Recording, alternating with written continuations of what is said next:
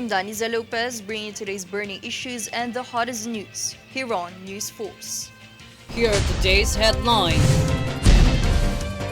New PAGCOR logo worth 3 million pesos fuels Flak online. Senate resolution filed to mark July 12 as West Philippine Sea Day. DepEd seeks blended learning as continuing mode of instruction. DSWD urges government to promote PROTECTEEN to prevent teenage pregnancy. BOC warns public against scammers using identity of their employees. Philippine bowler Artegal Barrientos pocket gold for Asian Youth Bowling Championships. Fair and balanced news. Comprehensive reports that will take you to the heart of the action. This is Newsforce.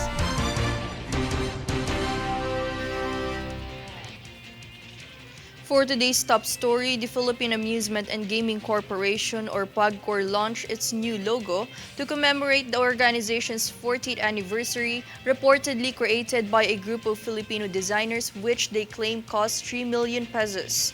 The logo has drawn criticism on social media with several posters claiming it is a replica of the emblem of a petroleum firm and the logo of a popular instant ramen brand.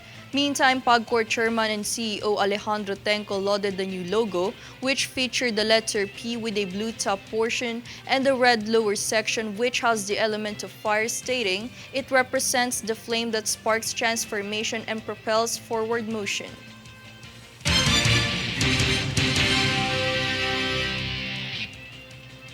Senator Risa Ontiveros filed a resolution for annual commemoration of National West Philippine Sea Victory Day to counter China's claims. Senator Risa Ontiveros filed a resolution to declare July 12 as National West Philippine Sea Victory Day as a commemorative day to celebrate the country's victory over its protests against China's claims over the disputed area.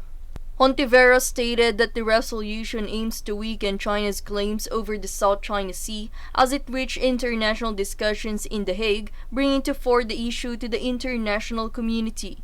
The senator added that even for just a day, the country must celebrate the West Philippine Sea victory and continue to fight China's hegemonic tendencies toward smaller countries like the Philippines. However, GNN political analyst Butch Serrano cautioned that the resolution is childish and that as a country we mustn't gloat victories to maintain a level of respect between nations with disputes. In an interview with DZRJ UB Express show, Serrano said the victory was a culmination of years of international debates, resolutions, and protests dating back 60 years ago. He said the issue has been debated and analyzed by different administrations, and the victory last year was correctly downplayed by the Duterte administration out of diplomatic tact and respect. Serrano added that we mustn't give China the excuse to start a war that the world will not get up from ever again.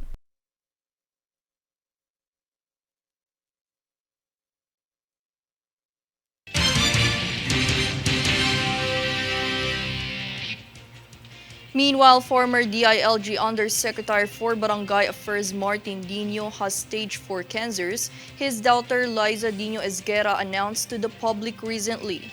Dino was DILG executive during the administration of former President Rodrigo Duterte. He was noticeably the public eye when he was not appearing anymore at his weekly public service program sa Barangay Tayo at GNN. The network's executives also kept a mum on his condition out of respect to the family. Dino, a multi-awarded public servant, was looking thin and bald in one of the pictures from his daughter's social media posts, to which Liza stated that they intend to fight as a family. In another post, Dino looked visibly better as hers started to grow after several chemotherapies, prompting daughter Liza to look back at a year that had been difficult for the family. GNN sends its prayers for the full recovery of the father of their top-ranking program sa Barangay Tayo.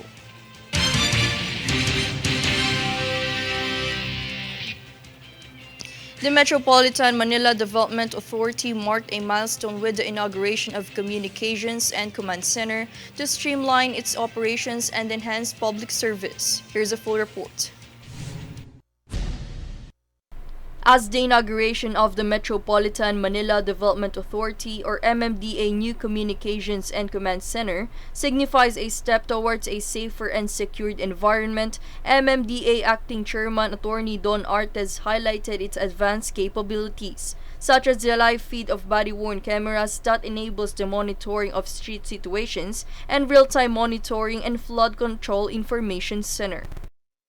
Yung efficient flood control operation system natin mula sa Japan na nagme-measure po ng ulan at tubig na pababa mula sa mga bundok. Department of the Interior and Local Government Secretary Benjamin Abalos Jr. mentioned the considerable amount associated with the adaptation of advanced technologies for the safety and welfare of citizens. This command center will be the center of information management and, of course, decision making. It is not only an information center, it is also an avenue, most importantly, for leadership and governance. Meanwhile, Executive Secretary Lucas Bersamin highlighted the command center's ability to streamline MMDA operations. Bersamin stated that the facility enables the agency to respond immediately to traffic management, report road collisions, combat crime, and obtain crucial information. He also acknowledged the commitment of the agency to enhance public services with the adaptation of innovative infrastructure. For Golden Nation Network, this is Daniza Lopez.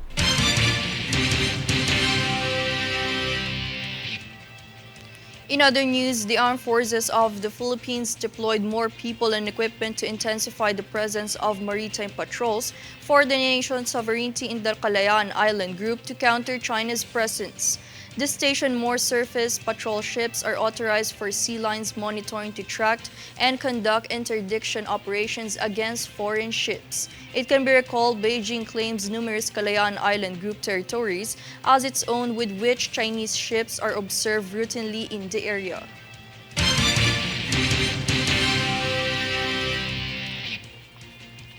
The Philippine National Police or PNP approved the 24-hour weapon ban to be in effect during President Ferdinand Bongbong Marcos Jr.'s second State of the Nation address on July 24. At the Batasang Pambansa in Quezon City, the permit to carry firearms outside the President's suspension will begin at 12:01 a.m. till 11:59 p.m. Areas covered by the gun ban include the National Capital Region, Central Luzon, and the Calabarzon, excluding uniformed troops and police officers stationed close to the Batasang Pambansa.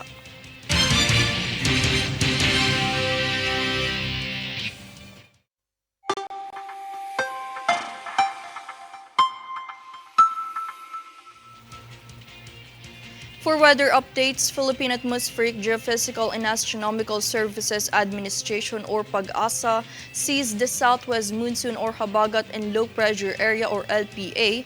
Rainfall may persist until weekend.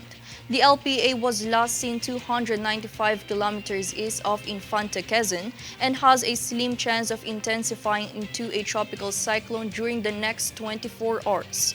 Cloudy skies with scattered rain showers and thunderstorms are expected over Metro Manila, the rest of Luzon, Visayas, Zamboanga Peninsula, Northern Mindanao, Caraga, and Barm, while partly cloudy to cloudy skies with isolated rain showers or thunderstorms will be felt in the Davao region and Soxargen.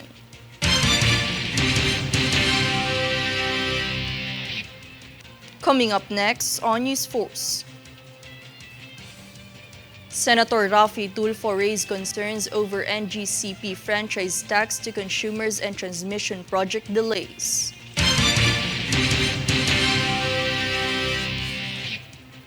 Naval Forces and BOC apprehended illegally imported cigarettes worth 8.25 million pesos. DepEd seeks blended learning as continuing mode of instruction.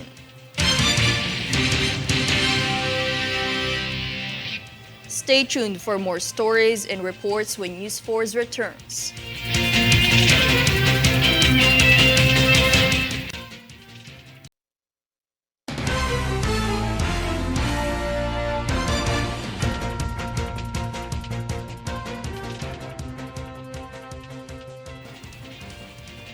Senator Raffy Tulfo emphasized the need for a thorough assessment of the franchise tax of the National Grid Corporation of the Philippines or NGCP that is being paid and shouldered by consumers since 2011.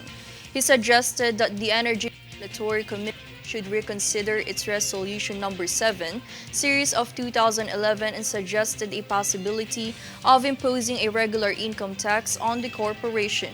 Senator Tulfo added that it has been 2 years since NGCP has been causing persistent delays in accomplishing 37 transmission projects.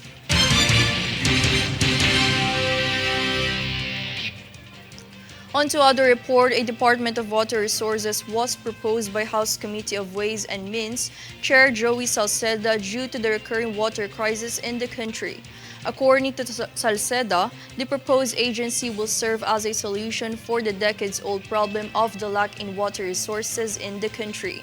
Furthermore, the representative added that restriction of consumers' water usage is not a solution. Meanwhile, Salceda suggested a temporary solution like right usage of agricultural sector on irrigations and having engineered solutions on water evaporation of dams, while the Congress is still on process of forming the proposed water agency.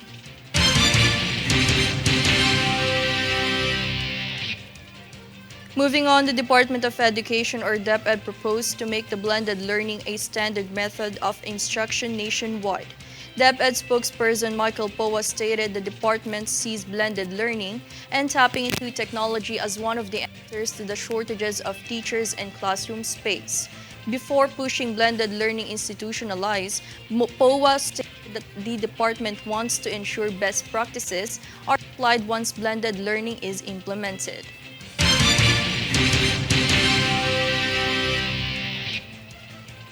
Separately, to promote the prevention of early pregnancy among teenagers, the Department of Social Welfare and Development urged government and local officials of Antipolo to support the project PROTECTEEN. Jade Buhoy for the full story. The Department of Social Welfare and Development or DSWD boosted advocacy on promoting empowerment among adolescent mothers and teenage pregnancy prevention through its Project PROTECTEEN in Antipolo City. According to DSWD Antipolo Regional Director Myla Gatchalian, the project serves to help the community in educating students, educators, and teenage parents about teenage pregnancy prevention. This initiative of DSWD aims to increase the awareness of high school students on the implication of teenage pregnancies and ways on helping them to prevent the increase of adolescent pregnancy in the region. Through this project, DSWD established a social welfare model of intervention that intends to create a supportive environment for adolescent mothers and families. For Golden Nation Network, this is Jade Buhoy.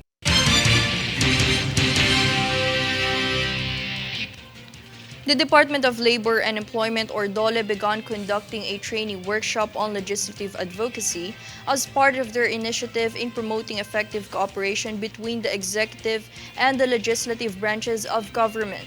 The training workshop will cover topics on legislative procedures, bill and the role of the legislative license in enhancing policy of the government, which will provide platform for networking and boosting initiative in terms of legal processes. The provided workshop focuses on equipping legislative collaboration through utilizing knowledge, skills, and attitude in upholding the priorities of DOLE.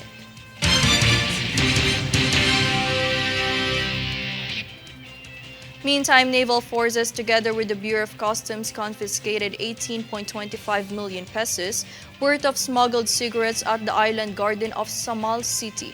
Jade Buhoy for the full details. The Bureau of Customs or BOC and naval forces nabbed an 18.25 million pesos worth of illegally imported cigarettes during a joint maritime patrol operation in island garden city of Samal, Davao region.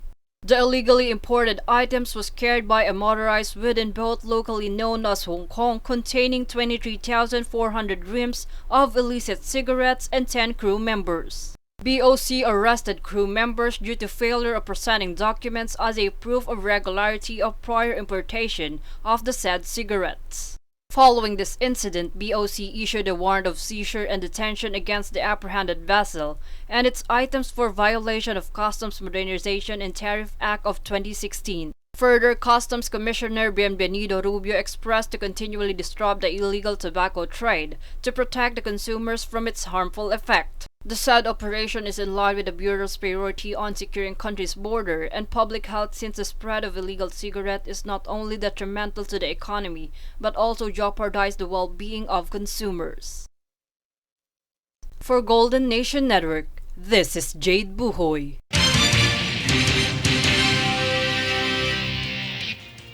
The Department of Migrant Workers, or DMW, is modernizing its operations by introducing a new digital app that will feature the Overseas Filipino Workers, or OFW's PAS, a digital replacement for the Overseas Employment Certificate. According to DMW Secretary Susan Ople, President Ferdinand Marcos Jr. ordered for a free OFW pass to acknowledge the sacrifices and contributions of OFWs in the Philippine economy. As of now, the Department of Information and Communications Technology is conducting a test of the DMW mobile app before introducing to the public.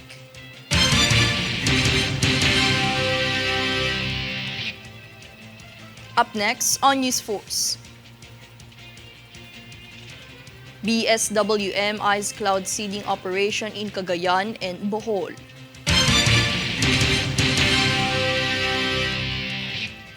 BOC warns public against scammers using identity of their employees.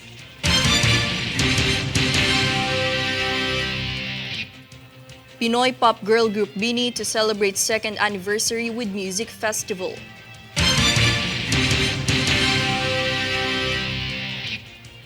Stay tuned for more stories and reports when Newsforce returns.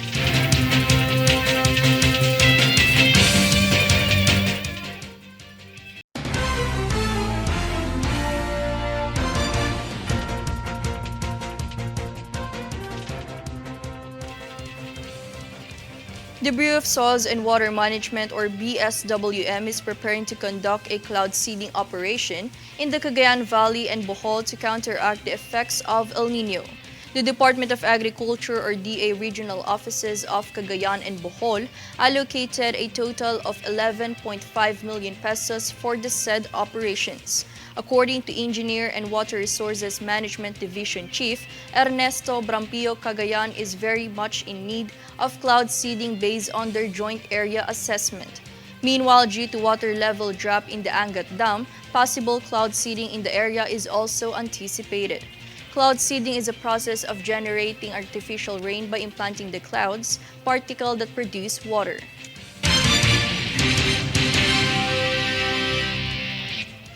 Due to several reports received by the Bureau of Customs, or BOC, regarding the rise of scammers creating fake accounts using the identity of their employees, the agency warned the public to be vigilant in online transactions. To combat this issue, BOC announced filing charges against individuals committing identity theft for violating Republic Act 10175 or the Cybercrime Prevention Act. BOC also encouraged everyone to report similar incidences through their hotline and official social media accounts for immediate response.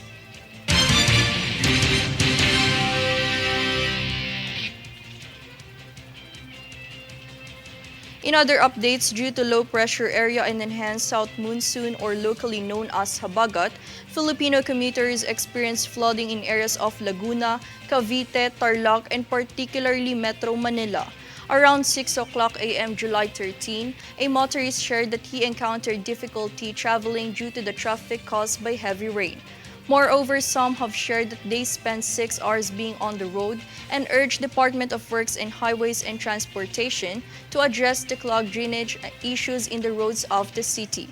On the other hand, President Ferdinand Marcos Jr. recently inaugurated hydroelectric power plant to mitigate floods in the town of Jabonga, Agusan del Norte.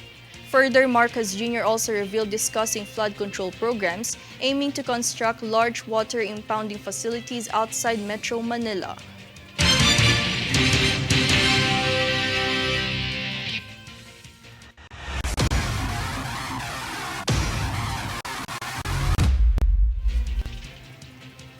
On Sports Day, ang Filipino bowling pride Artegal Barrientos burned the lanes with 205-191 in the finals of 21st Asian 10-pin Bowling Championships in Bangkok, Thailand yesterday. The 19-year-old Far Eastern University student defeated second seed Lee Myung-chol of Korea to win the Masters gold medal. It can be remembered that recently, the boys team bagged gold, making the Philippines gather the overall crown in the tournament in addition to the Barrientos Masters win.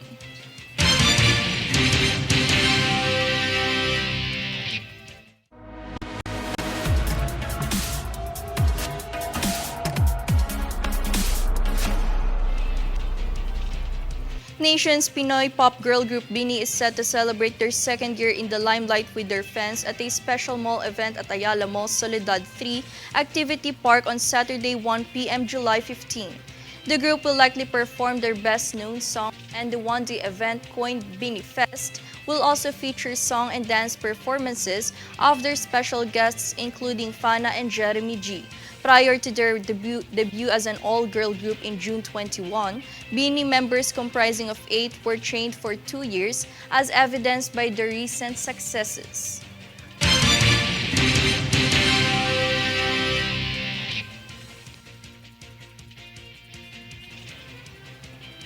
And here's a recap of today's headlines. Here are today's headlines. New PAGCOR logo worth 3 million pesos fuels Flak online. Senate resolution filed to mark July 12 as West Philippine Sea Day. DepEd seeks blended learning as continuing mode of instruction. DSWD urges government to promote PROTECTEEN to prevent teenage pregnancy. BOC warns public against scammers using identity of their employees. Philippine bowler Artegal Barrientos pocket gold for Asian Youth Bowling Championships. Fair and balanced news. Comprehensive reports that will take you to the heart of the action. This is Newsforce.